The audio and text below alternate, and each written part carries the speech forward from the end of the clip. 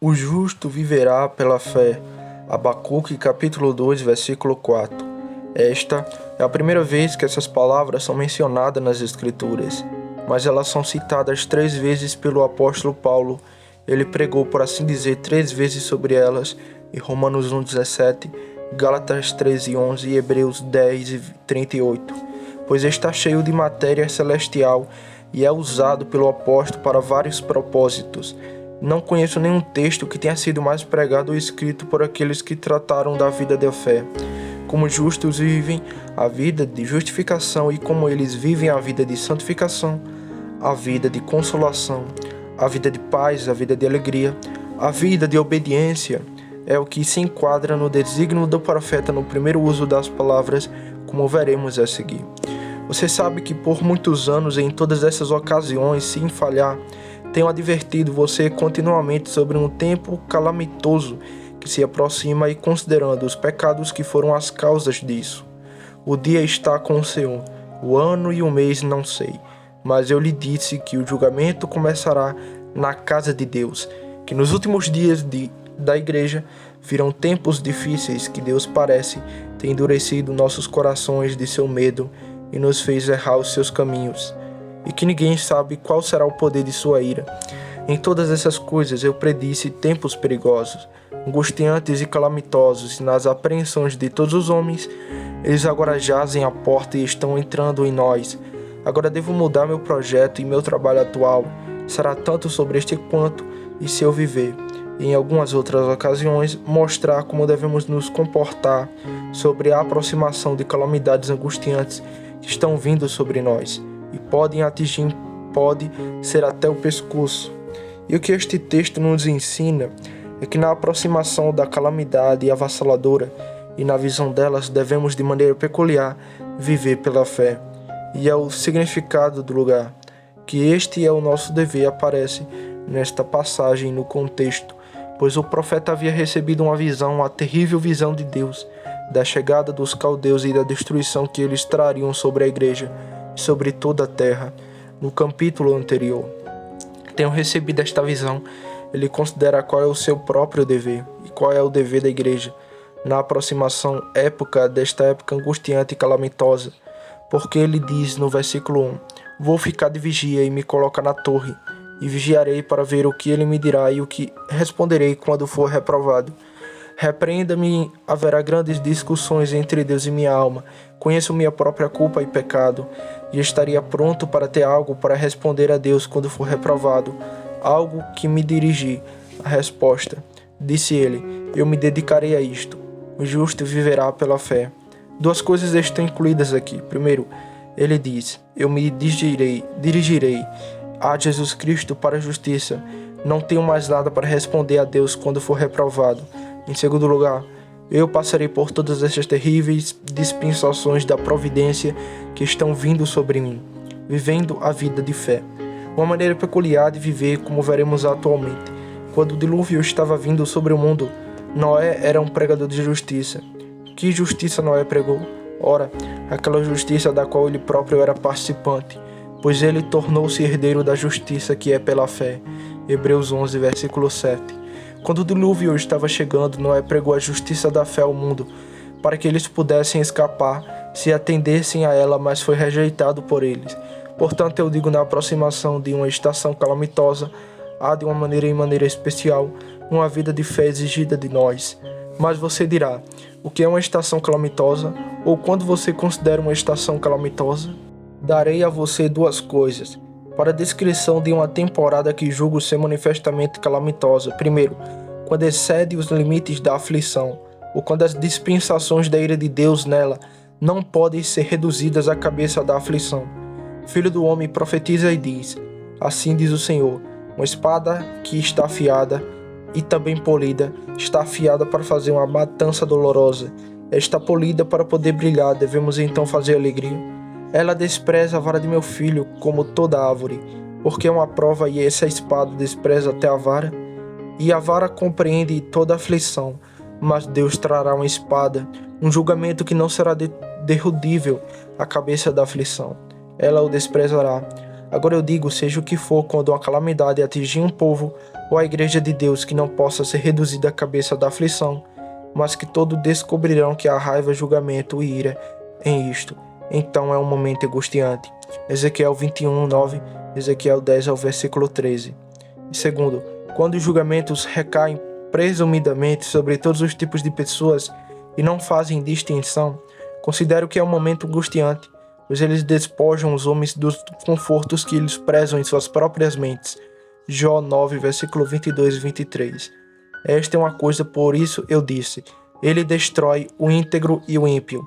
O que Deus sempre faz isso? Ele nunca faz distinção sobre julgamentos? Sim, às vezes, mas se o flagelo matar repetidamente, ele rirá do julgamento dos inocentes. Quando Deus trouxe um flagelo ou uma espada que matará presumidamente, e se apoderará, destruirá e devorará os inocentes, para que eles não escapem, ele será como alguém que regozija ao ver como eles se comportam sobre suas tentativas. Agora, isso é suficiente para dar satisfação quanto ao que pretendo com o tempo angustiante e calamitoso, não pode ser reduzido à cabeça da aflição. E mata repentina e presumidamente os perfeitos e os iníquos, e pode ser os bons figos irão primeiro para o cativeiro. Não sou muito de outra opinião, e Deus pode ter misericórdia deles nessa dispensação. Agora devo mostrar-se estas duas coisas. Primeiro, como devemos viver pela fé, como devemos nos comportar, e o que a fé fará em tal época, e qual é o nosso dever diante da aproximação desses tempos calamitosos e angustiantes que estão chegando sobre nós. Segundo, mostrarei a você como a fé faz e a levará sobre outras perplexidades que temos sobre nós, que sentimos ou tememos. Primeiro, a fé guiará e agirá a alma sobre a proximidade dessas calamidades angustiantes nas seguintes coisas. Primeiro, isso dará à alma um temor reverente de Deus em seu julgamento. Assim aconteceu com os santos do passado. Pela fé Noé, sendo avisado por Deus, movido com medo reverente. Hebreus 11, versículo 7. Não há homem que não seja corajoso e longe da justiça, mas é sobre a advertência de Deus, movido por um temor reverente de Deus em seu julgamento. Foi assim com Davi: minha carne treme por medo de ti, e tenho medo de teu julgamento. Ele não estava com medo de julgamentos externos, mas sobre ele sua carne tremeu com o temor reverente de Deus. E o mesmo aconteceu com o profeta Abacuque, na visão que teve da aproximação dos caldeus. Quando eu vi, meu ventre tremeu, meus lábios tremeram com a voz. A podridão entrou em meus ossos e eu tremi em mim mesmo, para que eu pudesse descansar no dia da angústia. Quando ele subir ao povo, ele os invadirá com suas tropas. Ele tinha um temor reverente de Deus em seu julgamento, trabalhando sobre ele. De acordo com minha melhor observação das coisas neste estado em que nos encontramos, a generalidade das pessoas pode ser distribuída sobre essas três cabeças. Primeiro, há alguns que estão de fato realmente com medo de se aproximarem do julgamento. Eles não sabem quanto tempo alcançarão a si mesmos, suas pessoas, suas famílias, seus parentes, suas propriedades, tudo pelo que trabalharam e exerceram seu máximo cuidado e diligência no mundo. A inundação voa à porta, pronta para carregar tudo à sua frente. Eles temem todos os dias. Alguns homens também morrem por medo de morrer. Eles são pobres por medo da pobreza. Eles não se separam de nada, porque temem que devem se separar de tudo. Uma estranha contradição de espírito. Agora, esta não é a obra da fé. Na medida em que prevalece sobre qualquer um de nossos espíritos, Deus nos repreenderá por isso. Quem és tu para que tenhas medo de um homem que morrerá, e do filho do homem que se tornará como a erva, e te esqueces do Senhor teu Criador, e temes continuamente todos os dias porque da fúria do opressor? Isaías 51, versículo 12 ao 13. E não satisface o Senhor em teu coração, nem o fizeste teu temor? Quem és tu? Deus odeia esse temor e medo pecaminoso. É uma abominação para ele. Isso nada mais é do que um medo de si mesmo. Manteremos todos aquecidos sobre nós enquanto estivermos neste mundo e temeremos a vassoura da destruição. Segundo, há outros que desprezam totalmente essas coisas, não as notam, que não pensam que tal calamidade angustiante cairá sobre eles. Se isso acontecer, eles dirão bem com isso. Eles fizeram uma aliança com a morte e com o inferno, eles estão de acordo. E diga, quando o flagelo transbordante passar, não chegará a nós. Eles têm mil maneiras de se desinteressar de qualquer coisa da calamidade mais angustiante que está vindo sobre o mundo. Isso engole a generalidade da humanidade, e é sobre isso que o profeta reflete. Quando tua mão estiver levantada, eles não verão, mas eles verão e ficarão envergonhados por sua inveja do povo. Sim, o fogo dos teus inimigos os devorará. Terceiro, o outro tipo é mencionado em Juízes 5, versículo 6, e pode ser chamado de homens à beira do caminho, homens ociosos e discursivos, que não têm mais nada a fazer senão andar para cima e para baixo e conversar. Não estão preocupados com a reverência a Deus e seu julgamento. Eles falam deles como se não houvesse Deus no céu para considerá-los, ou como se não tivesse nenhuma preocupação com ele. Se tivermos a fé salvadora menos verdadeira em exercício, ela expulsará essa estrutura amaldiçoada de nossos corações, estará trabalhando diariamente para fora de nossas almas e nos levará ao que eu disse a você como seu trabalho adequado. Deus, diz o salmista, é conhecido pelo julgamento que ele executa. Salmos 9, verso 16. E o que de Deus é conhecido, principalmente nos julgamentos que ele executa no mundo, é pouco considerado. Aquilo que Deus dá a conhecer de maneira peculiar nessas terríveis dispensações é sua majestade, sua santidade e seu poder. Deus parecerá terrivelmente majestoso e maravilhosamente glorioso em tais dispensações. Ele fala de si mesmo naquela ocasião, Isaías 2, versículo 20 ao 21. Naquele dia o homem lançará os seus ídolos de prata e os seus ídolos de ouro, as toupeiras e os morcegos, para entrar nas fendas das rochas e no comer das rochas irregulares, por temor do Senhor, e para a glória de sua majestade, quando ele se levantar para fazer tremer terrivelmente a terra. Se tivermos a luz da fé para deixá-la entrar, veremos majestade e glória nos atos de Deus, mesmo em seu julgamento público e angustiante. Tamanha grandeza e glória que a alma será constrangida e se curvar diante dele. Deus, em seu julgamento, também manifesta a sua santidade, do qual falaremos depois. Assim, Apocalipse 15, versículo 4 diz: Quem não te temerá ao Senhor e não glorificará o teu nome, porque só tu és santo. Como isso aparece? Pois os teus julgamentos são manifestos. Quando Deus manifestar seu julgamento, sua santidade aparecerá. E assim, quando Abacuque veio implorar a Deus sobre aquele grande julgamento dos caldeus, que deu ocasião ao meu texto, ele clama: Ó Senhor, meu Deus, meu santo, tu és tão puro de olhos que não podes contemplar iniquidade. Deus neles também se glorifica em seu poder. Ele levanta um, derruba outro e faz tudo o que lhe apraz. Aqui ele manifestamente mostra seu poder soberano. Agora, viver pela fé é expulsar todas as molduras amaldiçoadas antes-mencionadas e trazer essa moldura para dentro de seus corações, como fundamento de tudo o que se segue, a saber, que você tenha um temor reverente de majestade, da santidade e o poder de Deus em todo seu julgamento, e sem isso não agradeceremos a Deus em nada que fizermos. Estas são as verdadeiras palavras de Deus. Se houver outro quadro em nós, esta dispensação penetrará até a alma antes de terminar. Esta é a primeira coisa. Segundo, onde a fé encheu a alma com o temor reverente de Deus, sua primeira obra será colocar a alma na preparação e provisão de uma arca para si mesma. Assim foi no grande exemplo de nossa fé antes mencionado. Noé, sendo movido pelo medo, preparou uma arca, onde salvou a si mesmo e sua família. E deixe os homens fingirem o que quiserem, a menos que estejam sobre uma estranha e descuidada estupidez de segurança. Eles não podem, em uma época como esta, deixar de preparar alguma reserva para si mesmos. O que devo fazer quando isso vier sobre nós? Eles têm alguma reserva predominante? Os bens do rico são a sua cidade forte. Provérbios 18, versículo 11. Ele pode perder muito, mas economizará o suficiente para si mesmo. Assim, um homem forte confia em sua força, o homem sábio em sua sabedoria. Uma coisa ou outra se prepara para ser uma arca contra a tempestade vem. E aqueles que não fazem flutuam para cima e para baixo nas incertezas, esperando que de uma maneira ou de outra, que eles não conhecem, sejam levados acima de tudo e tenham um bom resultado, que não seja tão este ou aquele profeta ou ministro prediz, mas que de alguma forma eles escaparão. Isso não é para preparar uma arca, que é uma obra de fé e fazer. E aqui devo investigar duas coisas. Primeiro, o que esta arca deve ser preparada. Segundo, como devemos entrar nele ou como devemos fazer uma entrada especial nele. em referência a uma estação calamitosa que se aproxima. Primeiro, esta arca é Jesus Cristo. A fé nele é necessária. Nesse capítulo do meu texto, onde se indaga o que deve ser respondido a Deus e que curso deve ser tomado com a chegada do dilúvio dos caldeus, este é o curso a ser seguido. O justo viverá pela sua fé. O que é aquilo? É buscar a justiça de Cristo, buscar novamente a justificação e a vida por Cristo. Não há outro caminho, nenhuma outra arca.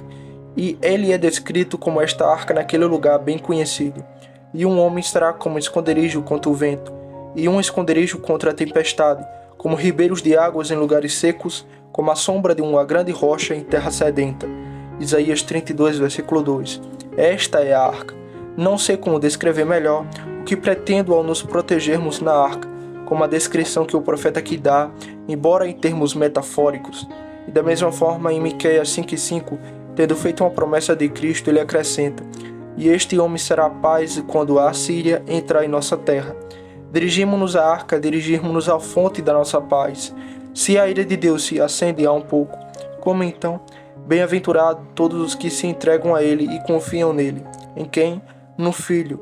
Beije o Filho. E certamente, meus irmãos, a ira de Deus agora está acesa, não um pouco, mas muito, de todos os tipos e maneiras. As indições e a iniciação da ira de Deus estão sobre os espíritos de homens de todos os tipos, de professores do mundo, em suas próprias pessoas, em todas as sociedades e relações. Onde estamos então para nos dirigir senão para Cristo? Bem-aventurados todos os que nele confiam. Segundo, mas agora não seria vantajoso para Noé ou seus filhos ter uma arca preparada para eles, a menos que tivessem uma porta para a arca? Façam uma porta, disse Deus a eles, para que você possa entrar. Obter interesse em Cristo é a obra geral da fé em todos os nossos dias. Mas como poderemos agora fazer uma entrada especial nessa arca, adequada ao estado e condição em que estamos, e nos aproximar de uma estação calamitosa que se aproxima de nós? Eu conheço apenas uma maneira de fazer uma entrada especial nesta arca. É Jesus Cristo, em referência a tal estação, isto é, a renovação solene de nossa aliança com Deus. Este é o caminho que tem sido usado pela igreja desde a fundação do mundo, sem nenhum caso contrário que quando a tempestade estava chegando, se alguma vez eles foram libertados dela, eles entraram na arca pela renovação de sua aliança com Deus. E vendo que o fim é certo, estamos novamente entrando nesta arca que é Jesus Cristo. Não é sábio em coisas civis remover um meio, a menos que tenhamos um melhor para substituir na sala, e é assim nos espirituais.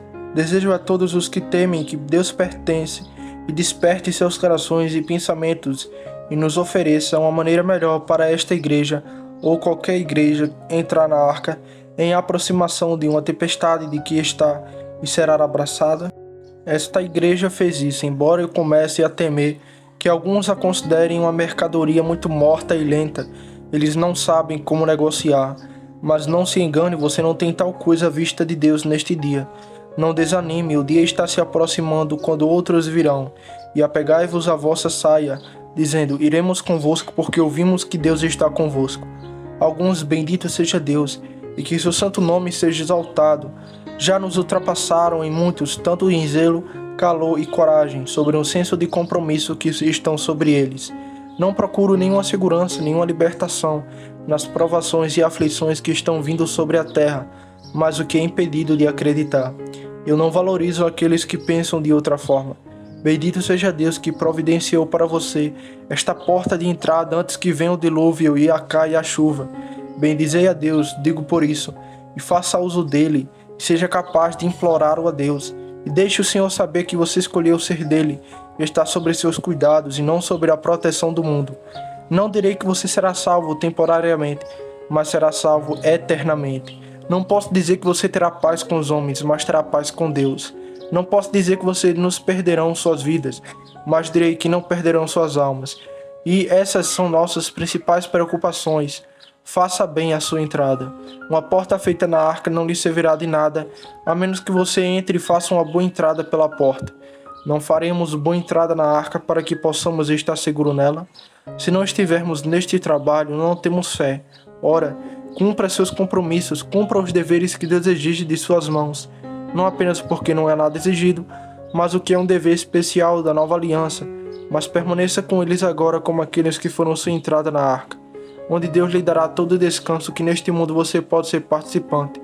Esta é outra obra de fé na aproximação de um tempo calamitoso. Terceiro, se vivermos pela fé na aproximação de uma estação calamitosa, isso nos colocará na busca e exame de nossos próprios corações, que adesão fizemos aos pecados que adquiriram esse julgamento.